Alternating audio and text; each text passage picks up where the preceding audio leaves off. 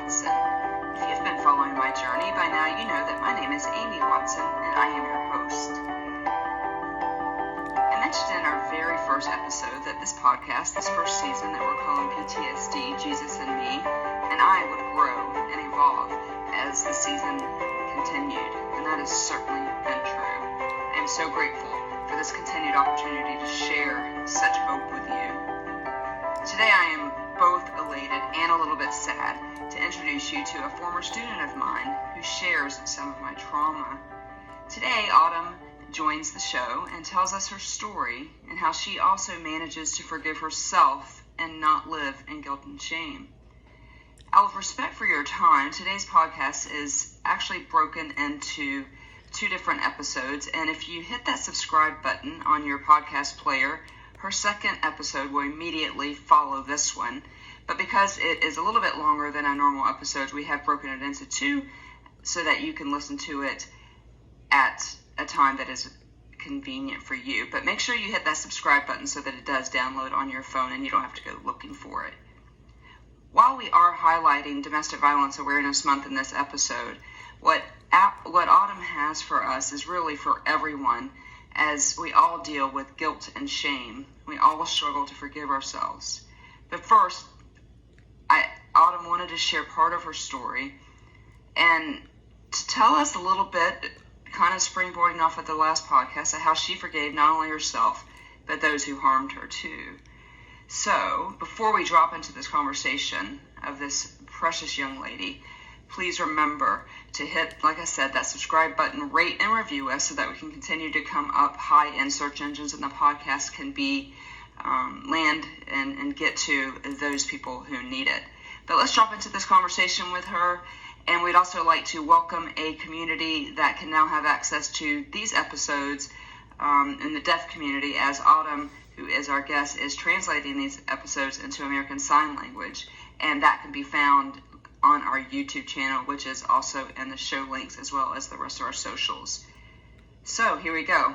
Let's drop into this conversation, this first part of the conversation with Autumn, as she tells us a little bit of her story.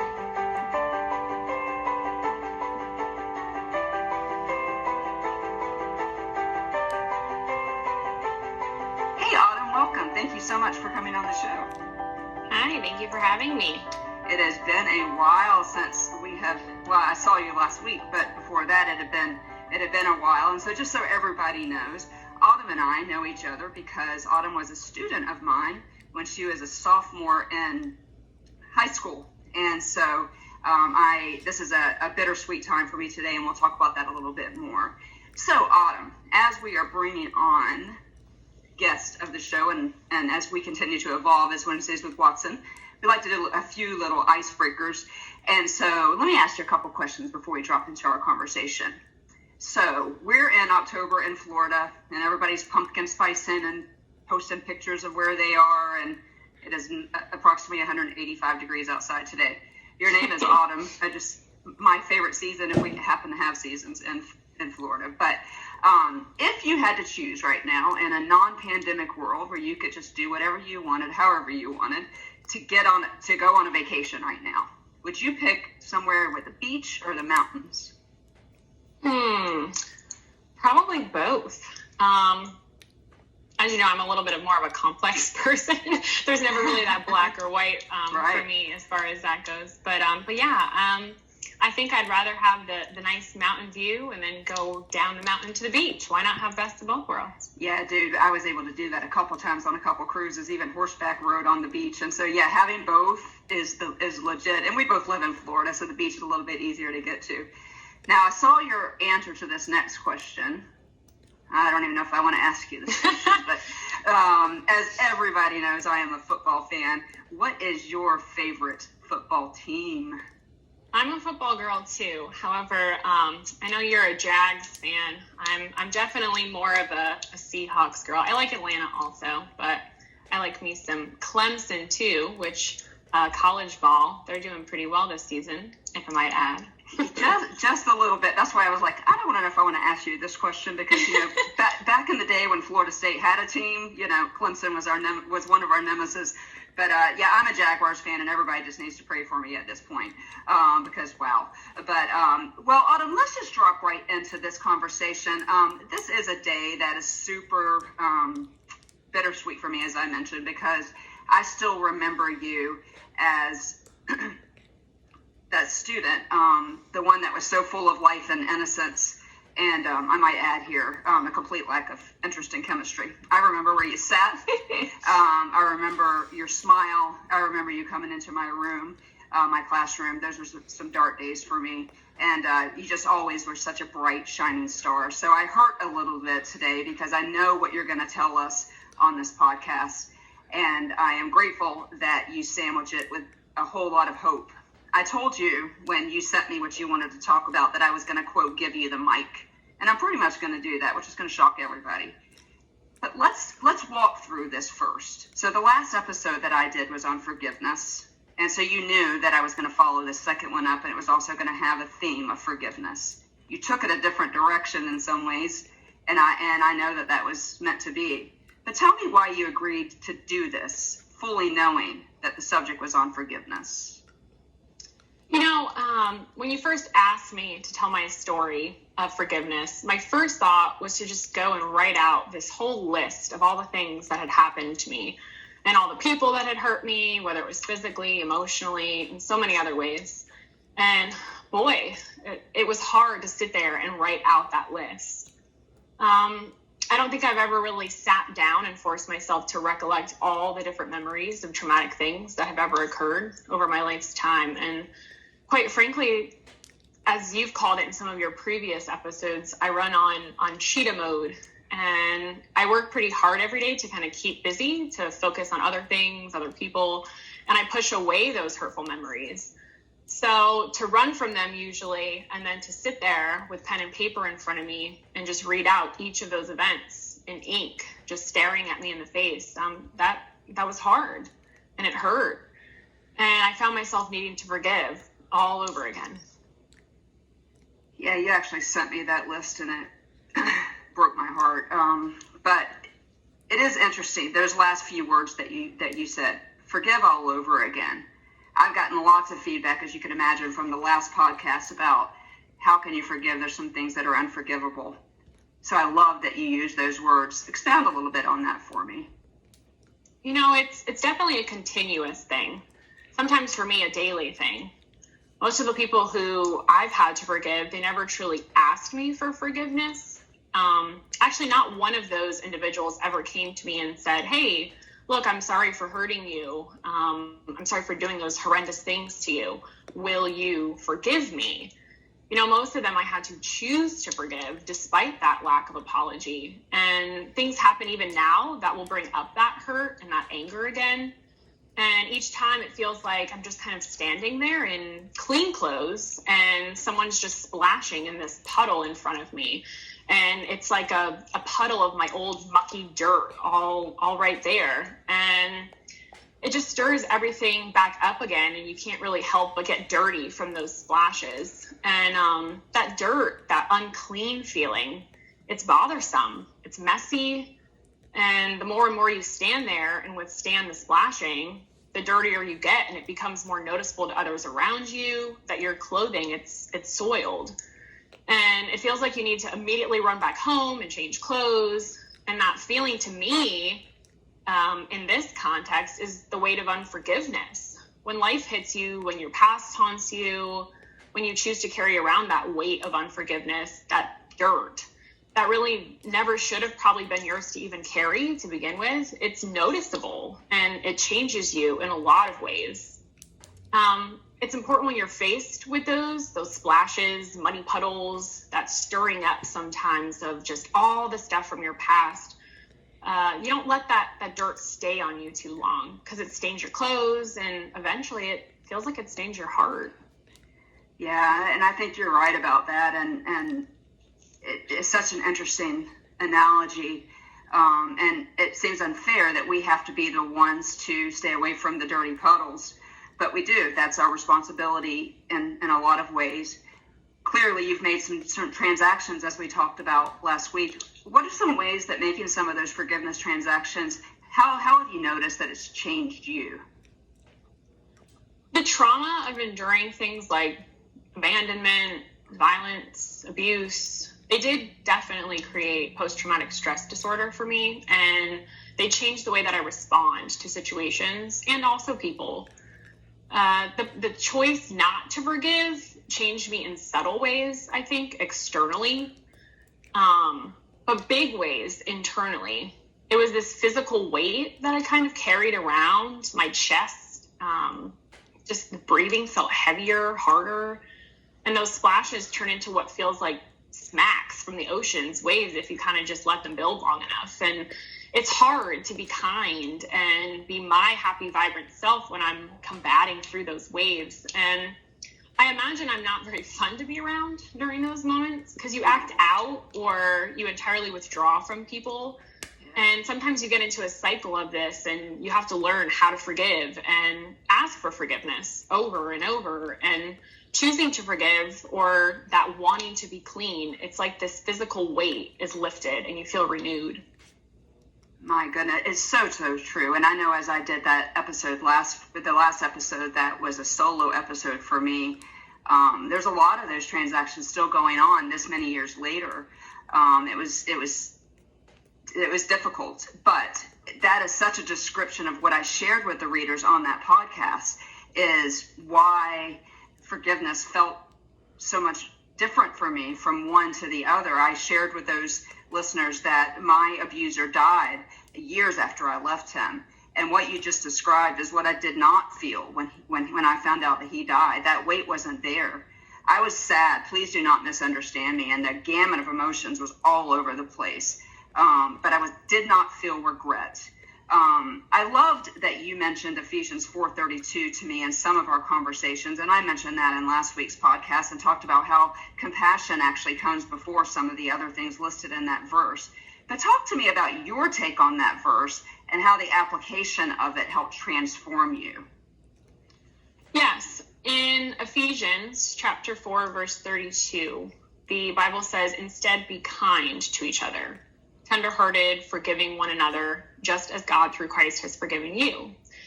And even if you're not someone who has a personal relationship with Jesus Christ, the golden rule, the famous golden rule, it says, "Do unto others as you would want for them to do unto you."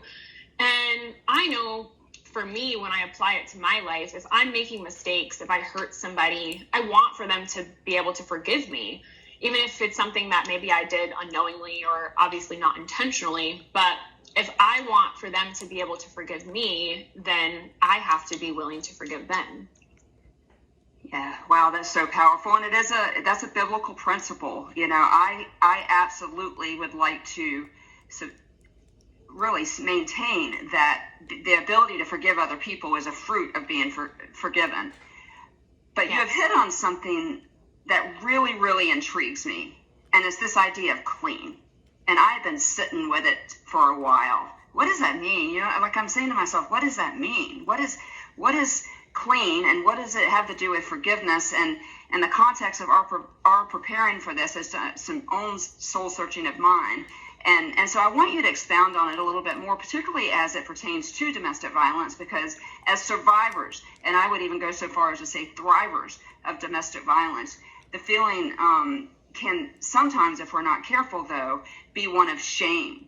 And remember, shame being I am the mistake, not I made the mistake. And yeah, like shame feels dirty. It makes you want to go hide. It makes you want to be in the dark. It just is, it's dirty. But expound a little bit more on this idea of clean. And because I think it's a fascinating concept when you think of forgiveness as a daily shower of sorts of all of those things that we need to forgive. Yes, and who likes dirty clothing? I don't like my clothes to be dirty. I don't like people staring at stains. I always get paranoid that they're looking at them or something. So I certainly don't want those stains to sit there long and then soak into your heart, as I had mentioned before. When your heart gets like that and soiled, it's a breeding ground for bitterness. So a lot of times, like I said, you run home, you want to get rid of those dirty clothes, you want to take them off, wash them, put on a fresh set of clothes. It's hard when you're hurt by others and And you often want to do one thing, but then you find yourself in this place where you just have to run to the feet of Jesus. And I know for me, I have to do that, and I have to give him all of those hurts. And I have to say, Lord, take these. Please clean these soiled clothing. I know that they're messy. I know I'm messy.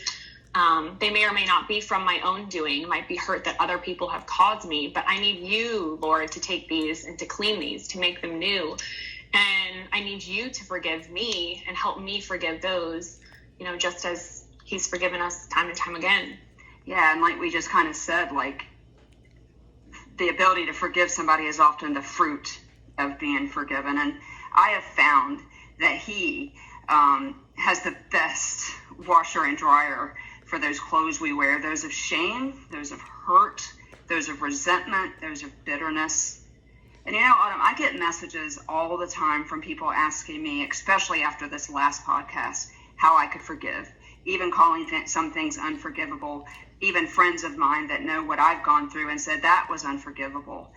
And when they ask me that question, because we're talking on an episode called PTSD, Jesus and Me, so I'm not trying to hide my faith at all, and neither are you. But I really struggle when people don't share my faith, because the answer keeps coming back to the great cleaner of the dirt. As I previously mentioned, you and I share a trauma. And I want you to tell me a little bit about that. And listeners, I also want you to understand that Autumn has 3 children. And so I am allowing her as much or as little, I'm allowing her all kinds of freedom, all the freedom she wants to share as much as she feels comfortable. But when we talk about our faith and we talk about forgiveness, and even if you don't share our faith, Autumn is sharing things that also are just normal, like she said, golden rule stuff, but shame is such a part of domestic violence. And since we are highlighting this month, I want you to tell me as much as you feel comfortable of your story. Sure. So I know a part of your story and a bullet point on your own list of traumas is the domestic violence that you endured during your marriage. I too experienced domestic violence in my marriage of over 5 years. And it's one of the things I really hate to have with you in common. However, I'm so grateful for your strength. And I did want to mention that, and your hope and your own story of continued forgiveness, because it has taught me a lot. And I'm grateful for this platform and for your podcast that has been created to give others that ability and chance to experience that hope and that strength too. And yeah, it brings tears to my eyes to hear you say that. However, since I'm pretty sure that you didn't learn chemistry and I didn't teach it well, I'm glad that hopefully you could learn something from me now. Although, as I mentioned, it's bittersweet to have you on this podcast. I still remember you in high school, and little did I know. Like I said, you're this bright spot in my day. I can see you out of the corner of my right eye right now sitting in that chemistry lab. Little did I know, though, that you brought some trauma into that class. You know what? Let me let you tell your own story. Let me just shut up. I told you I was going to give you the mic. It's yours. I'd like to share just a part of my personal story with you guys, and I'll try not to include too many details, but after I left my marriage, my abuser, I still had to communicate with him in some capacities because we do have children together. After I left our home, along with my children, I had to go through a very lengthy, exhausting court process to get a divorce, to gain full custody of my children. There was a restraining order that was put in place, and then eventually criminal charges that were filed against him for the just egregious things that he had done to me, to our family. During that process, several months after I had moved out of our family home that we had shared together, I was living on my own with the children. My ex-husband had forced his way into my home, and he sexually assaulted me. This took place specifically in my bedroom. And I grappled, I really did, with whether or not I should call law enforcement, as many people do not do when you're in a domestic violence situation. I had so many different reasons why I didn't want to call. Part of it was just fear that they wouldn't believe me, fear that maybe he would retaliate, my husband, or even just out of fear of what might happen to him and that unknown. There were so many reasons. Yeah. But this time, my family, I had reached out to them for probably one of the first times in all of the different things that had happened to me. And they had encouraged me to call. And so I did, finally, at that time. Yeah, and I'm so grateful. We mentioned so often, and again, shame could have stopped you from doing that and almost did stop you from doing that, because a lot of people don't understand that there is sexual assault inside marriages. There is such a thing as marital rape, and there is such a thing as all of those. And so I can see why you would have all of those fears. But I do want to interject here how vital it is as we continue as one of our C's on this podcast to talk about community, as we always talk about. I know some of your family, and I'm so grateful for them and that you had the courage to tell them. I didn't have that courage, or family, but I did not have that courage like you did, and so that is just a fruit of what you talked about earlier about this desire to not be dirty and to be clean and to forgive. And so I'm learning from you today. But tell us what happened after that. So the detectives had come out to my home, and I had to tell the story in detail. But unfortunately, it wasn't just one time. It wasn't just two times. It was, from what I remember, at least 3 separate times that I had to explain the events that had just happened to me. And it wasn't just verbal. I also had to write it out.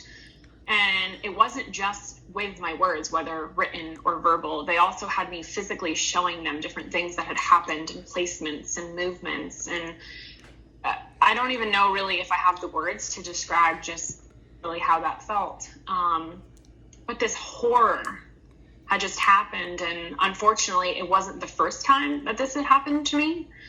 And I had to relive it. And it felt like this mob of people, going back to that whole analogy of splashing, and it just felt like this mob of people just splashing in all of these puddles in front of me. And I just stood there once again, and I was frozen. And my clean clothes, they weren't clean anymore. Yeah, and that's a terrible thing to have to go through. It's hard for me to hear. I'm guessing, I know your real clothes weren't clean. But I know that you're not just talking about that you're also talking about the uncleanliness at the hands of someone else. But continue to tell me of how that night affected you and what happened next. Well, my heart and my body and my spirit, they were all wounded, and I was angry all over again. I was riddled with this pain from all the things that I had thought were behind me, that I had thought I had already forgiven from him, from things before him. And it wasn't just the weight of what had happened that specific day that I began to carry all over again. It was the weight of my whole entire life's journey, full of hurt and trauma, disappointment, and it just all came flooding back. And at the end of the day, as the detectives left, they took with them my clothes that I had been wearing during the assault, my bed sheets, the comforter from the bed that I had. And I just remember after all the detectives were gone, after my family that had come and checked on me, they had left, after I hung up the last call from the day, somebody's, calling, making sure that I was okay, and whether it was another detective or somebody else. And I remember at the end of the day, I had tucked my children all in bed, and I was just there, and I was staring at myself in the mirror, and I just had tears streaming down my face. And that enormous weight that was just there in the room on my shoulders. And this feeling just consumed me of, I just want clean sheets. I just want to feel clean. Yeah, and it was something tangible that you at that point, it was like, I just want to put clean sheets on my bed in the very unlikely event that I'll sleep for the next 7 to 10 days. But this literally, even, it just gives me chills. This desire to be clean is universal. We all have those dark corners of our heart. And when I think of forgiveness as dirty, or unforgiveness, as dirty, it really does reframe it for me. It sends me back to that star again of the story, because he is the only one. There's this awesome song, it's an old hymn, is There's Power in the Blood. And there's some newer versions of that song where they repeat, there's power, power, power, power, power in the blood. But we'll talk about that a little bit more. But it just reframes it for me, and it absolutely sends me back to the start of the story. But you wanted to be clean, and so tell me what happened next. I know that you didn't make any transactions of forgiveness that night, but life went on. And so I know in that moment, you could tell me about that moment, but tell me what next? So honestly, in that moment, no, I didn't make any type of transactions of forgiveness. That was the last thing really on my mind. But as it should have been. Yeah, and I thought of all the other people really who had been in similar situations to mine, and I wondered if they had felt the same way, if they had these years of ongoing just weight of heaviness, whether it be unforgiveness for other people or how they were feeling in those moments of just trauma. And if they also, especially assault victims, if they had this overwhelming feeling of just wanting to be clean, a clean slate and clean sheets. Yeah, and almost like a do-over, right? Yeah. You had mentioned to me so many years ago, and that your healing of that, which you're going to continue to talk about, it shows in your heart, because in that moment you thought of other people. And I remember that 10th grade autumn, because those were some dark days for me. And I remember little things like I wasn't supposed to be drinking caffeine, and you and Alexis, who we're going to talk about here in a few minutes, would always steal my caffeine from me. But since you told me that, so your heart, to me, it's remarkable that you thought of other people in that time. But this idea of being clean, and it's why I wanted you to come on during Domestic Violence Awareness Month. But I want you to keep talking, because I know where you're going, and I can't wait for our listeners to hear your heart, as they're already hearing your heart, but by hearing what you're taking from that night. But it is simply extraordinary to me. And what you're gleaning with, and right now as I'm looking at you on this Zoom meeting, which I'm trying not to do because I'll cry, you are gleaning with clean clothes. But you had to forgive somebody else to be all the way clean, to get those emotional clothes clean. Would you mind sharing with us who that person is?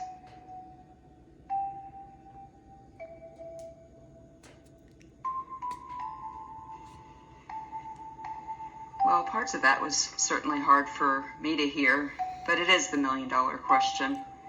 Who else possibly could she have needed to forgive?